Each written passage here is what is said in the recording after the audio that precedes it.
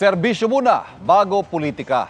Tugon niya ni Pangulong Bongbong Marcos na mag-inspeksyon sa proyekto kontrabaha sa Naga City, kung saan nakausap niya si Mayor Leni Robredo. Kahit matunog din ang pangalan ni Robredo sa mga posibleng tumakbong Pangulo sa 2028, sinabi niyang prioridad daw niya ang Naga. At mula sa Naga nakatutok live si Darlene Can. Darlene. Ivan, hindi raw nag-usap tungkol sa politika sina Pangulong Bongbong Marcos at dating Vice President at ngayon Naga City Mayor Leni Robredo nang bumisita ang Pangulo rito kaninang umaga.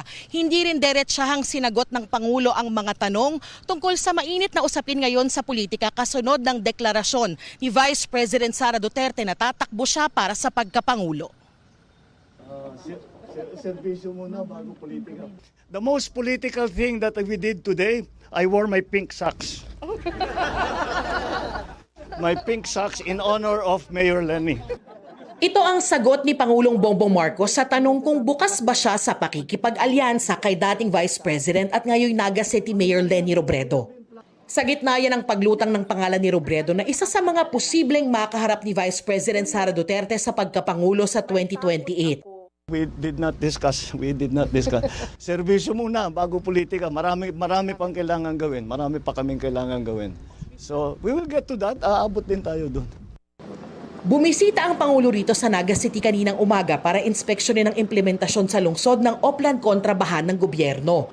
Sabi ng Pangulo, matagal na raw na plano ang pagbisita niya sa Naga na isa raw sa mga bahaing lugar sa bansa. Naging critical ito especially with the storms that came in. Then I already instructed Sec Vince and Sec Ping to look at the situation here. Because, you know, we know that Bicol is always the pathway of the storms. Kilalang mahigpit na magkatunggali sa politika sina Marcos at Robredo na 2 beses nang nagharap sa eleksyon. Sa eleksyon 2016, tinalo ni Robredo si Marcos sa pagka-vice-presidente. Umapila si Marcos sa Presidential Electoral Tribunal pero hindi siya pinaboran. Nang magtapat naman sila sa pagkapangulo noong eleksyon 2022, higit doble ng boto ni Robredo ang nakuha ni Marcos.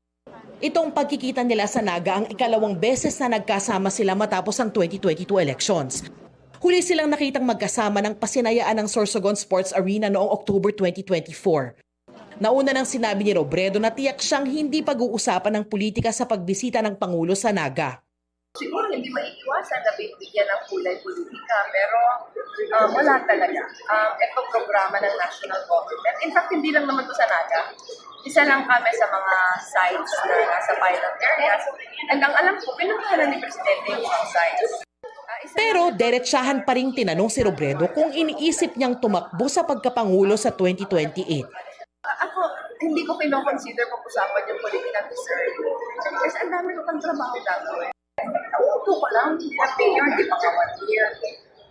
Para pag-usapan yung 2028, parang disservice naman sa mga tao. Matipid naman ang sagot ni Pangulong Marcos nang hinga ng reaksyon sa anunsyong pagtakbo sa Pangulo ni Vice President Sara Duterte. Nothing really. That's her choice. Again, Hindi na rin siya tumugon sa kahandaan ng kapatid na si Senadora Amy Marcos na maging running mate ni Duterte sa 2028.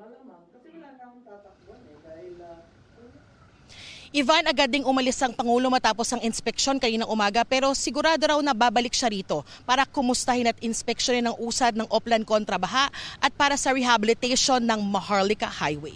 Yan ang latest mula rito sa Naga City. Ivan? Maraming salamat, Darlene Kai.